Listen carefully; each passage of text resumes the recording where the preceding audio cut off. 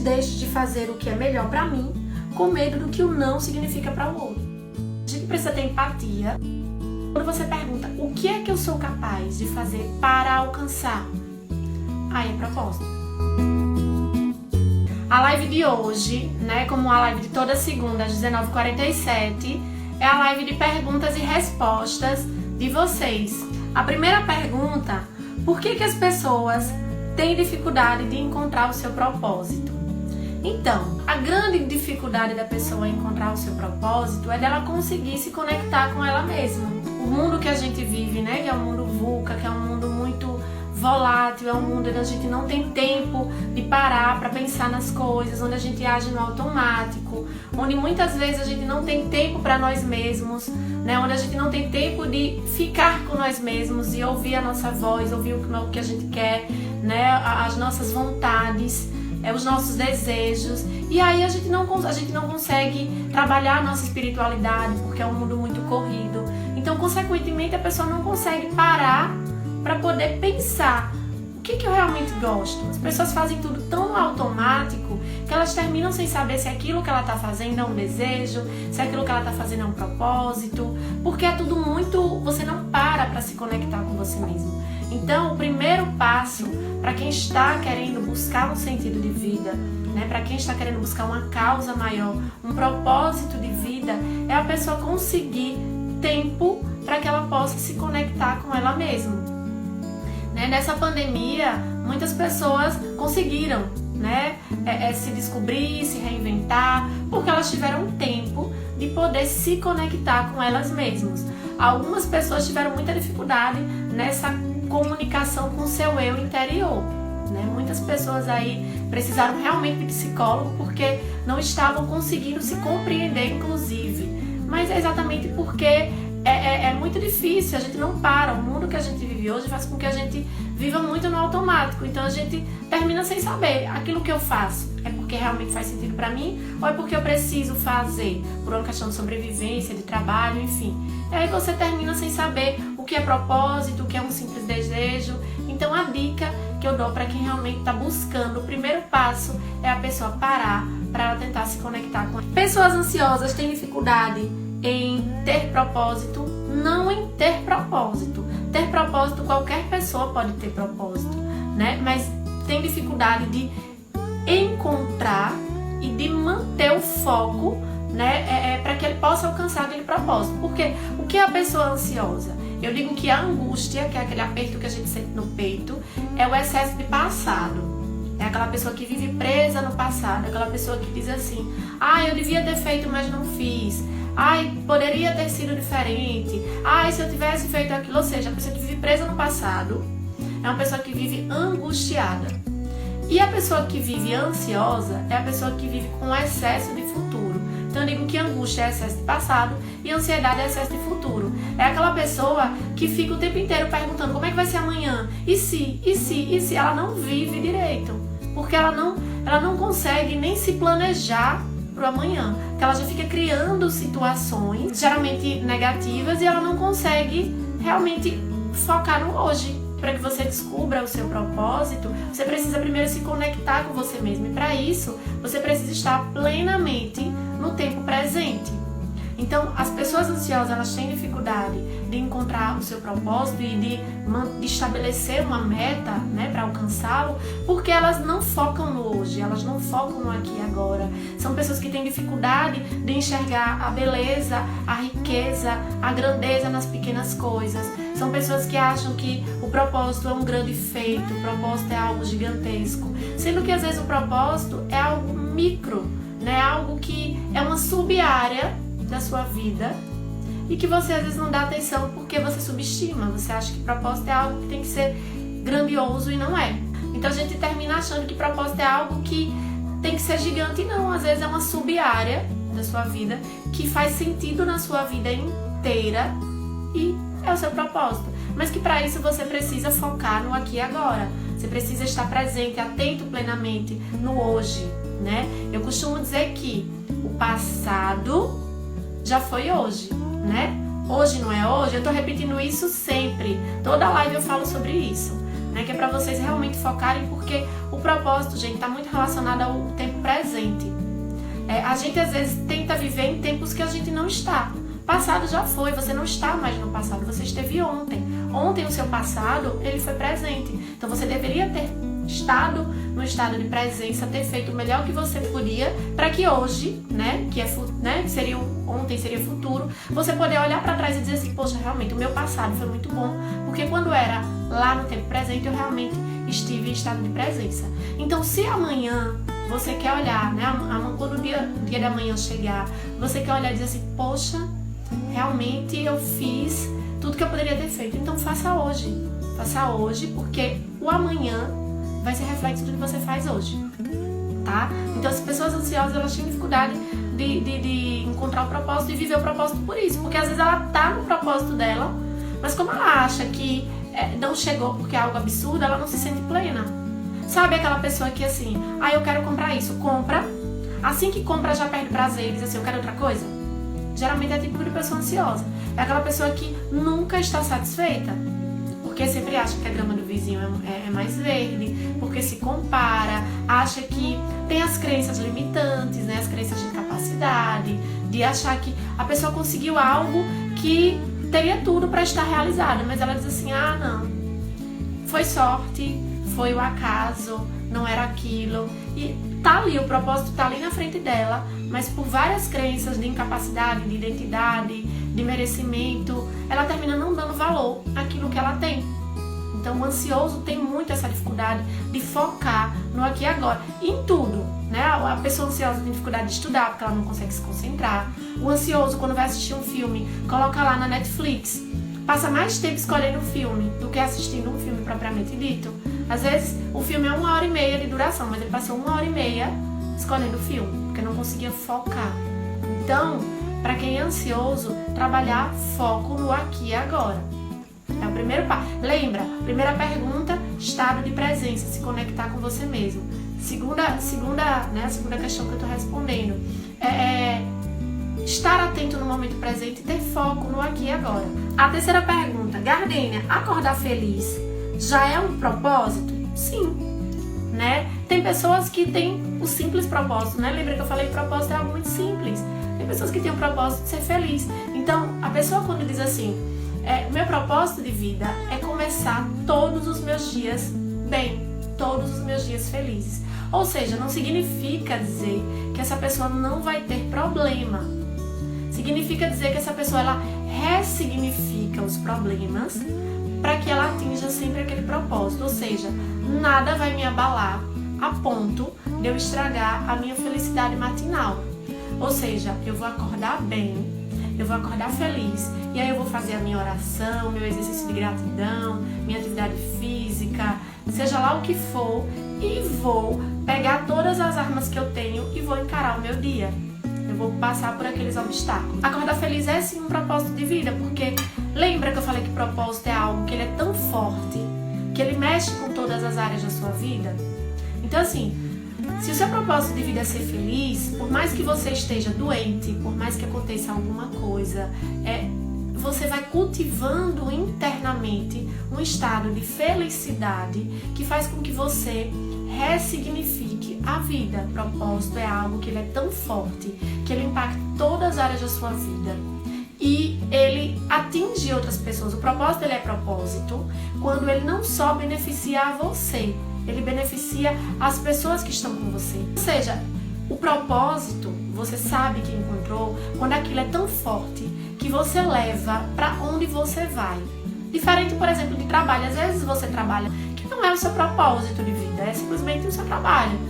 Você não leva aquilo para as outras áreas de forma tão contagiante, né? Então o propósito, ele impacta as áreas da sua vida e ele impacta as pessoas que estão com você. O que é sequestro emocional? É quando você está numa situação onde a sua emoção, ela se sobrepõe à sua razão. A emoção, que é algo que você sente corporal, é algo que você não tem controle. O gatilho chega e você responde emocionalmente, fisicamente, corporalmente você responde aquele gatilho. Só que aí você escolhe o sentimento que você quer ter. Quando a pessoa ela não tem a inteligência emocional trabalhada, mais especificamente no pilar da gestão das emoções, quando ela recebe o gatilho, ela se sente roubada da razão e age pura, única e exclusivamente pela emoção.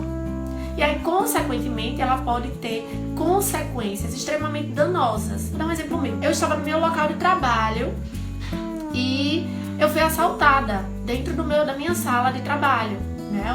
O ladrão entrou, pediu meus pertences, me trancou na sala. Ele fez a menção de arma, mas eu estava tão nervosa que e ele pedia para eu não olhar para ele. Naquele momento, embora eu tivesse muito nervosa, eu mantive a calma. Ele dizia, não olhe pra mim, eu olhava pra baixo, eu mantive todo o controle emocional, porque se eu gritasse, se eu tentasse reagir, se ele realmente tivesse armado, ele poderia tirar a minha vida. Então eu consegui racionalizar e eu dizia, moço, o que você quer? Leve tudo o que você quiser e me deixe em paz, me deixe, viva. Então ele foi, levou o que ele queria, me trancou na sala, pediu para eu não gritar e foi embora. Ou seja, naquele momento eu consegui ser inteligente emocionalmente de não ter uma reação abrupta que poderia tirar minha vida. Gardênia, mas é difícil? Depende do nível de inteligência emocional que você tenha, né? Naquele momento eu coloquei a razão sobre a emoção e disse assim, se eu gritar, se eu reagir, eu posso morrer. Então eu vou ficar ali, vou entregar o que ele quer. É pensar assim, é tudo muito rápido, mas é algo que a gente precisa trabalhar. O que ele quer? Ele quer roubar os meus pertences, então eu vou entregar e aí ele vai embora. E foi assim que eu fiz. Então, sequestro emocional é quando, nessa mesma situação, eu poderia ter gritado ou ter batido nele, ter ido em cima dele e agido de forma puramente pela emoção, sem permitir que a razão tomasse ali o seu lugar. Criança que chora, Uma criança que chora, ela tem uma necessidade que precisa ser atendida. E aí, às vezes essa criança, por exemplo, não sabe falar. E aí, às vezes, o pai ou a mãe fica desesperado, a criança chorando e vai, bate, grita com a criança, Aquele momento é um momento de sequestro emocional. Porque você não consegue racionalizar, você não consegue pensar e dizer, por trás daquele choro, daquela criança que ainda não fala, tem uma necessidade, talvez ele precise trocar a fralda, ou ele esteja com fome, ou algum inseto picou. Ou seja, você não consegue ser racional, pensar na situação. Você age puramente pela emoção. Qual é o gatilho? O choro da criança. A criança que não para de gritar, de chorar. E qual é a sua emoção? Vai lá e bate na criança. Naquele momento você foi sequestrado emocionalmente, não permitiu racionalizar e ter um comportamento que a gente diz funcional, comportamento adequado para a situação. Comportamento sabotador é todo comportamento que afasta do nosso propósito, por vários motivos, seja por uma crença limitante, seja por vários motivos. Vou dar um exemplo para vocês entenderem. Você está de dieta, tá? Você está de dieta e a sua nutricionista disse assim, olha, você vai ficar um mês sem comer doce. Por quê? Qual é o seu propósito? O seu propósito é ter uma alimentação mais saudável, porque você fez exame e você, tá pré-diabético, tá com sobrepeso e você precisa perder peso por uma questão de saúde. Ou seja, seu propósito é cuidar da sua saúde. Mas aí você vive sendo tentado pelo seu filho, pelo seu colega que leva doce pro trabalho. E aí você, todos os dias, você vai lá e come aquele pedacinho de doce que seu colega te oferece. Mas é tão pequenininho que ninguém vai ficar sabendo. Você come escondido embaixo da mesa. Ninguém tá vendo o que você tá fazendo. Só que aquilo que você está fazendo é um comportamento sabotador. Por quê? Ele está sabotando o seu propósito. Você não está deixando de comer doce porque você simplesmente só quer emagrecer ou para agradar alguém. Você está deixando de comer doce porque o seu propósito é ter uma alimentação saudável, uma vez que nos seus exames diz que você está pré-diabético, que você está com sobrepeso. Ou seja, a partir do momento que você come aquele docinho que está fora daquilo que foi planejado durante aquele mês, isso é um comportamento sabotador. E aí, qual é a dica que eu dou? Eu dou 3 passozinhos simples para que vocês driblem esse comportamento sabotador. O primeiro, visualize o seu objetivo final. Onde eu quero chegar? Por que eu não tô comendo doce? Por que eu não posso comer doce esse mês? É pra vida toda ou é só esse mês? Não, Gardine, é só esse mês, porque minha nutricionista disse que eu preciso adquirir novos hábitos. E para adquirir novos hábitos, precisa uma certa repetição. Então eu vou ficar um mês sem comer doce, porque eu sou uma formiga, eu como doce todo dia após o almoço. E aí esse mês eu vou começar a me reeducar. Eu não vou comer doce por um mês. Então se você está desenvolvendo um novo hábito, e ela disse não coma doce por um mês, é um mês sem comer doce. Se você come pedacinho sequer, durante aquele mês você teve um comportamento sabotador. Então a primeira dica é visualize onde você quer chegar. Pense que no final daquele mês você vai ter desenvolvido um novo hábito. Gardine, eu quero começar a acordar cedo para que eu faça meu dia render mais. Quero praticar lá o exercício de acordar cedo todos os dias. Só que se você não acorda cedo um dia, você está saindo daquilo que você planejou. Ah, mas um dia sim, mas você planejou? Foi 21 dias que você planejou? Se você faz 19, você não cumpriu a sua meta. Você teve um comportamento sabotador, porque você botou lá, o comportamento sabotador foi botar o despertador mais 5 minutinhos. Isso é um comportamento sabotador. Te afasta do seu propósito. Então visualize onde você quer chegar e por quê. Por que eu quero aquilo que eu quero? E aí quando você visualiza, você começa a ter aquele combustível. Eu já falei que o propósito, ele é o fim, porque ele é onde você quer chegar, mas ele é o início porque ele é o combustível também. Então, a partir do momento que você visualiza o fim, esse fim te dá um combustível para que você inicie aquele passo. Então, ele é início e fim. E ele te motiva, né? O propósito, você sabe também que é propósito quando você se sente motivado para. Às vezes o desejo não é algo que você se sente motivado. Às vezes desejo você deseja e ponto, mas não é suficiente pra você se mexer como um todo, sabe? É aquilo assim, bom, se der, deu, eu quero. Se eu for lá, eu compro, se eu for lá, eu pego, se for lá, eu faço. Propósito, não. Propósito, você olha e diz assim, como eu posso fazer para alcançar? O que é que eu preciso? Preciso da ajuda de alguém? Onde, como, quando, certo? Segundo passo, foque em cada etapa. Visualize seu objetivo final e foque em cada etapa. Se é a dieta, pronto. Geralmente, Gardine, eu como doce após o meu almoço. Após o meu almoço, eu sinto a vontade de comer um doce. Mas eu tenho que ficar 21 dias sem comer doce, 30 dias sem comer doce. Mas a minha nutricionista disse que se eu pegar 3 uva passa depois do almoço, vai saciar um pouco a minha vontade. Então, qual é o passo? Ah, mas eu trabalho e eu almoço no meu trabalho. Então, todos os dias, na sua marmitinha, você vai colocar lá 3 uva passas para que, após o almoço, você consiga saciar a vontade de doce. Então, siga todo o passo a passo. Gardenia, geralmente tomo com uma uva passa e depois eu bebo um copo de água. Não tem problema. Leva a garrafinha de água, a uva passa. Gardenia, eu também tenho que fazer, ou seja... Lembra que quando eu falei que o propósito, ele não é propósito e não vai ser propósito se você não tiver uma meta para alcançá-lo?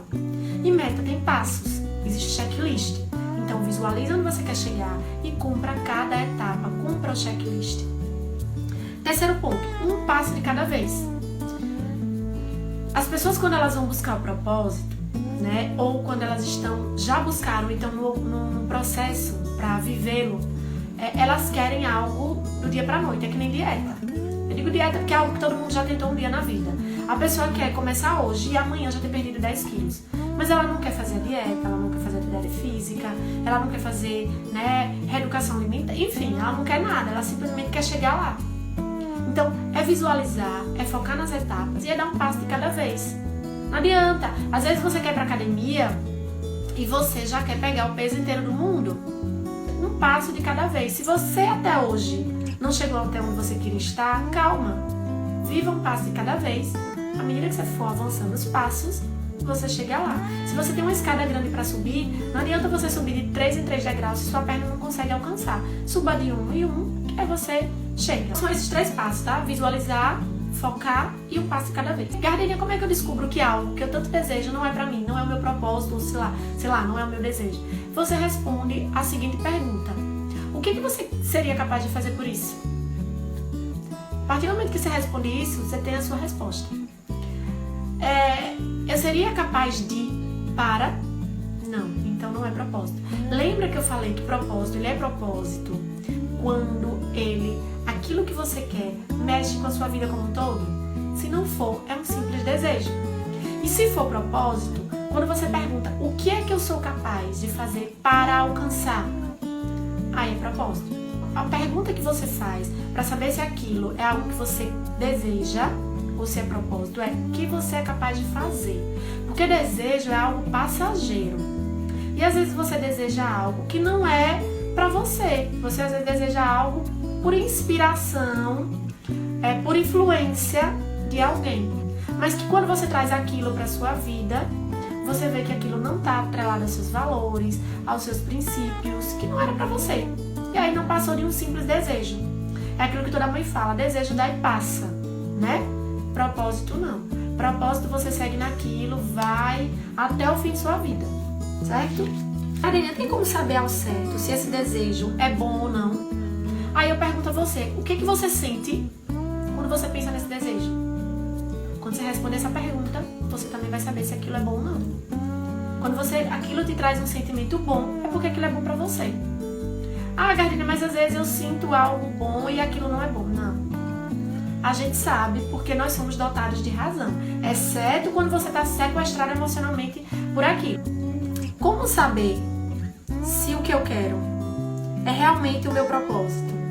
A mesma pergunta. O que é que você é capaz de fazer por aquilo que você entende ser o seu propósito? Se aquilo que você deseja impacta as 4 áreas da sua vida, te dá senso de utilidade, você é capaz de fazer qualquer coisa por aquilo, impacta a vida das outras pessoas, te dá sentido de vida, é o seu propósito.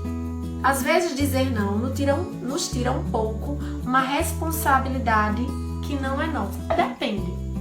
Tem pessoas que às vezes dizem não, de fato, para se eximir de uma responsabilidade que não é dela. Ou porque de fato não é, ou porque ela quer realmente fugir daquilo. E às vezes ela diz não porque ela não se sente preparada para encarar, não tem as ferramentas necessárias, não tem coragem. E às vezes ela diz não com um sentimento de fuga. Quando a pessoa descobre o seu propósito, a pessoa quando ela está vivendo ou quando ela está na busca do propósito, ou quando já encontrou, ela consegue priorizar as coisas. Ela sabe o que ela quer e ela sabe escolher aquilo que está vindo para mim, aquela coisa ou aquela pessoa. Me aproxima ou me afasta do meu propósito? Me afasta. Então eu não quero, então eu digo não. Então às vezes essa pessoa diz não porque ela está empoderada do propósito dela. Se aquilo, aquela pessoa, aquela coisa não me aproxima do meu propósito, não me agrega, não impacta na minha vida, uma frase que eu já falei, repito também, tudo depende da importância que você dá. Às vezes as pessoas fazem coisas na nossa vida porque a gente dá poder a essas pessoas. Às vezes tem pessoas que são tão tóxicas e que nos fazem tão mal porque a gente permite que essas pessoas tenham poder de influência na nossa vida. Se essa pessoa ela não te aproxima do seu propósito, se é uma pessoa que não está atrelada aos seus valores, não tem importância, não tem tanta relevância na sua vida, por que você dá poder dela te prejudicar? Então você simplesmente diz não, porque como você sabe, você está empoderado do seu propósito, você consegue escolher. Então o não, ele é empoderador, ele nos dá uma liberdade, porque a gente consegue escolher aquilo que a gente quer e o que a gente não quer. Às vezes você dizer não é você dizer assim, eu não preciso sofrer, eu não preciso gastar energia com isso, então eu simplesmente digo não. Então, quando você vai dizer não, você só precisa ter em mente uma coisa. Você está dizendo não porque você está empoderado daquele não, você está dizendo não porque você sabe o que você quer e o que você não quer, ou você está dizendo não como um motivo de fuga para não encarar. Então só precisa ter cuidado com isso. Se o não é uma forma de fuga, ou se o não é um empoderamento de você ter tanta certeza do que você quer e do que você não quer, que você sabe a diferença e consegue escolher. Por que pessoas não aceitam um não como algo normal, sem gerar desconforto? Aí eu digo que o problema não está em você, o problema realmente está no outro, que aquele outro talvez não tenha a inteligência emocional desenvolvida, né? Existem 2 pilares muito importantes que diz respeito a isso, que é o pilar do autoconhecimento e o pilar da gestão das emoções. Porque existe uma coisa que é chamada frustração. Pessoas que têm baixa capacidade de lidar com a frustração, elas não conseguem ouvir não. Porque muitas vezes elas não se conhecem, e a partir do momento que elas não se conhecem, elas não conseguem conhecer o outro. Às vezes a pessoa que ela não consegue ouvir um não é uma pessoa que ela não consegue lidar com a frustração porque ela não tem a inteligência emocional desenvolvida. Ela simplesmente acha que as pessoas precisam dizer sim pra tudo.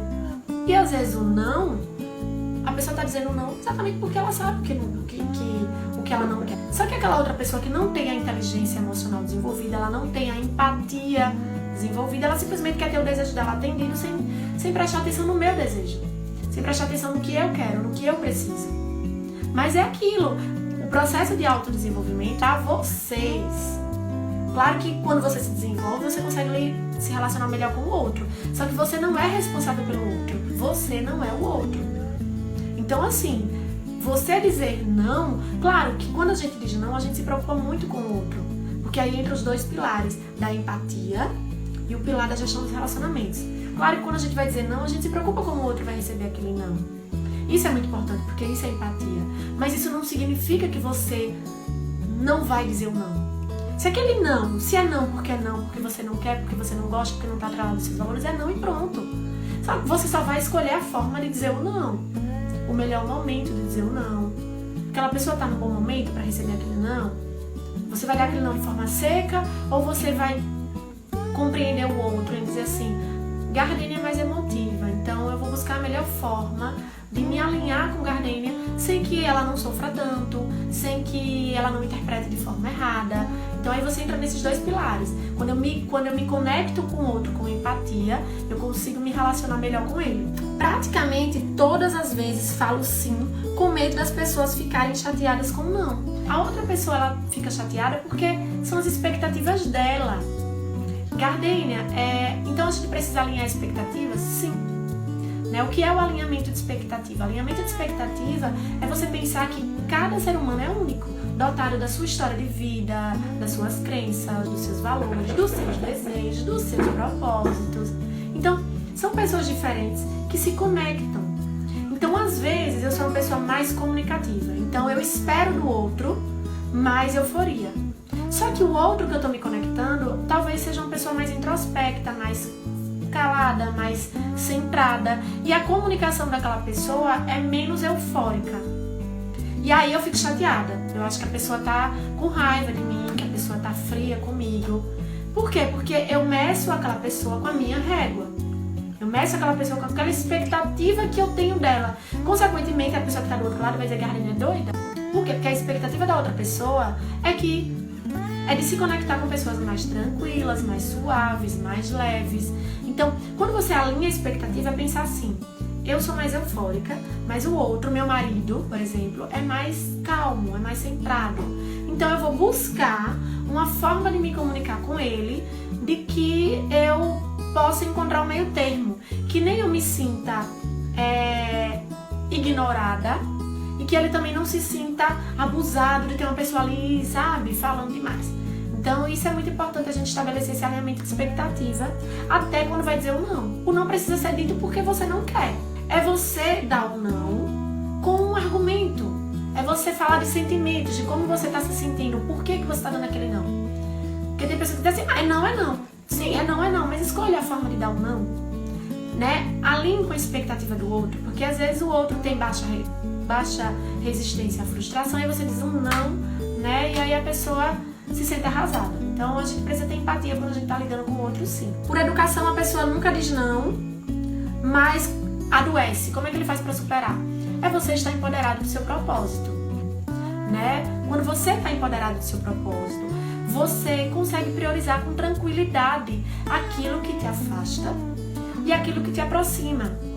E aí, quando você simplesmente não quer aquilo porque não está alinhado, não está afinado com o seu propósito, você, no seu processo de desenvolvimento, a gente falou aqui de empatia, falamos de autoconhecimento, de gestão dos relacionamentos, de gestão das emoções, você está entendendo que você está lidando com um outro. Quando você está lidando com o outro, aquilo que eu falei, o outro tem expectativas diferentes da sua. Então é você alinhar e agir conforme esse alinhamento. eu não quero porque eu não me sinto feliz em fazer aquilo, porque aquilo está contra os meus valores, aquilo não está dentro do meu propósito. Mas, sei lá, mas a minha irmã, ela quer muito. É minha irmã, tem até alguns valores parecidos com os meus, mas tem outros que são diferentes dos meus, mas ela quer muito aquilo e eu não quero aquilo. Só que se eu fizer aquilo por ela, ela vai ficar feliz, mas eu não vou ficar feliz. Então, eu vou adoecer, porque eu vou estar fazendo algo por alguém que eu não vou estar feliz. Mas aquela pessoa, aí eu pergunto, quem é aquela pessoa que você está fazendo algo? É minha irmã, é uma pessoa que eu amo muito, é uma pessoa que eu me importo muito com os sentimentos. Então, eu vou mostrar pra minha irmã como eu me sinto em relação àquilo. Eu não vou falar de coisas, eu vou falar de sentimentos. Eu vou dizer, olha, minha irmã, isso eu não queria fazer, porque por isso e isso, eu não vou me sentir feliz. Eu sei que você vai ficar muito feliz se eu for com você, mas eu não vou ficar feliz, eu não gosto, eu não quero. Vamos pensar numa melhor forma de fazer aquilo? Ela vai dizer, tá, Karine, então eu vou com essa minha turma. Vamos fazer o seguinte, a gente marca depois e vai só nós duas, ou nós duas e a família, só os nossos amigos. Ou seja, a gente se alinha. Então, não adianta você fazer algo por alguém que você vai sofrer. Só que, claro, você tem que sempre pensar quem é aquele alguém. Se aquele alguém é uma pessoa que é extremamente importante na sua vida, você precisa ter empatia e entender também as necessidades dela e tentar encontrar o melhor caminho para que nenhum dos dois sofra. Nem a minha irmã sofra com aquilo que ela tanto queria e que estava esperando tanto que eu aceitasse, e nem eu de fazer algo para agradar e não me sentir feliz. O não muitas vezes não liberta, sim. O não, ele é libertador porque faz com que a gente se conecte com nós mesmos. Quando você diz sim, muitas vezes você diz sim para agradar o outro, mas você se sente aprisionado nos seus próprios desejos, no seu próprio propósito. Às vezes você sabe o seu propósito, mas você vive aprisionado a coisas, a pessoas, porque o tempo inteiro você tá dizendo sim pra tudo, sem se conectar com você mesmo, né? Lembra que eu falei de se conectar com você mesmo? Então, às vezes você sim, e você começa a dizer assim, poxa, mas será que realmente eu quero aquilo? Né? Então, o não é libertador, não por não, tá, gente? Não é só dizer não, o não é libertador. Não, não é assim também. Né? É aquilo que eu falei, quem é aquela pessoa que está dizendo não? É seu esposo, é sua esposa, é seu pai, é sua mãe? Precisa ser dado não? É um não porque de fato não está atrelado ao seu propósito, ou é um não porque você simplesmente não quer fazer, é uma birra, ou enfim, né? Então, o não, ele é libertador quando você não se sente preso, quando você não se sente obrigado, quando você não se sente mandado, sabe? Então, assim, é libertador nesse sentido. Não é simplesmente sair dizendo não pra tudo e dizer, tô livre, tô dizendo não. Não, porque aí você pode estar magoando pessoas que são extremamente importantes na sua vida. Tem horas que não consigo falar não, isso é normal, todo mundo já passou por isso, né? Eu só dou uma dica. Veja pra quem você tá dizendo sim também toda hora. Essa pessoa que você tá dizendo sim, não é interesse, tá, gente? Eu não tô falando de conveniência. Quando eu falo ver quem é a pessoa, não é seu chefe, não é seu colega de trabalho, não. São pessoas que estão atreladas ao seu propósito, né? Por exemplo, quando você pensa em propósito, você pensa em alguém. E aí você pensa assim, o dia que eu estiver vivendo plenamente o meu propósito, quem é que eu quero que esteja comigo? Por exemplo, eu penso meu filho, meu marido, minhas irmãs, minha sogra, minha madrasta, enfim, minha família. Eu penso família, porque os meus valores são família. E aí, essas pessoas que são importantes na minha vida são pessoas que eu tenho um cuidado maior na hora de dizer não, ou na hora de dizer sim. Mas, simplesmente, você sai dizendo sim à torta e à direita. Aí vira aquela pessoa bobinha, boazinha, que é o bobo da corte. Peça a Gardênia porque ela não vai dizer não. Ela vai dizer sim. Então, assim, aquelas pessoas que você diz sim a todo momento são as pessoas que você quer junto com você quando você estiver vivendo seu propósito? Sim. Se for, aí você sempre vai ter aquele cuidado maior. Não, se não for, não. É um conhecido. Aí você pesa. Essa pessoa realmente merece o seu sim naquele momento. Gardênia, vem aqui. Peraí, eu tô ocupada, eu tô nesse momento, eu tô trabalhando, eu tô estudando. Assim que eu terminar, eu te dou uma atenção, mas nesse momento, não. Calma. Né? Então, assim, Você só tem que ter cuidado e parar pra pensar quem é essa pessoa que tá dando sim a todo momento, quem é essa pessoa que tá dando não a todo momento. Às vezes deixo de fazer o que é melhor pra mim, com medo do que o não significa para o outro. A gente precisa ter empatia. A empatia é a capacidade genuína que você tem de se conectar com o sentimento do outro. Não é a capacidade de sentir a dor do outro, não. Pelo amor de Deus, já baixa as suas dores, não queira sentir dor de ninguém, certo? Empatia é a capacidade que você tem de se conectar com o sentimento do outro.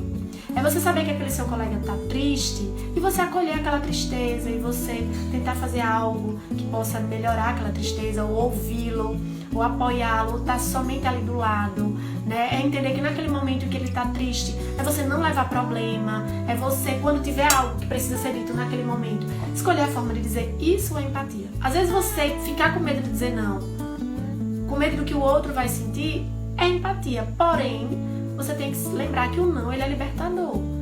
E quando a gente fala de autodesenvolvimento, a gente tá falando da gente, né? Então assim, se eu preciso dizer não, porque aquilo me afasta do meu propósito, eu tenho que dizer não. Mas como eu vou estar lidando com uma outra pessoa, aí eu vou verificar, vou fazer o termômetro das emoções. Como é que aquela pessoa, quem é aquela pessoa? Aquela pessoa sei lá, minha irmã, é a minha melhor amiga, sei lá, minha prima, enfim. Como é que aquela pessoa tá? Ela tá num bom momento? Como é que foi o dia dela hoje? Ela tá passando por algum trauma, alguma situação em que se eu der aquela notícia ou ter aquela conversa com ela, ela vai ficar extremamente abalada? Então isso é empatia. Então assim, você tem que se preocupar com como o outro vai se sentir, mas sem reprimir o seu não. Porque se você reprimir o seu não, você vai adoecer.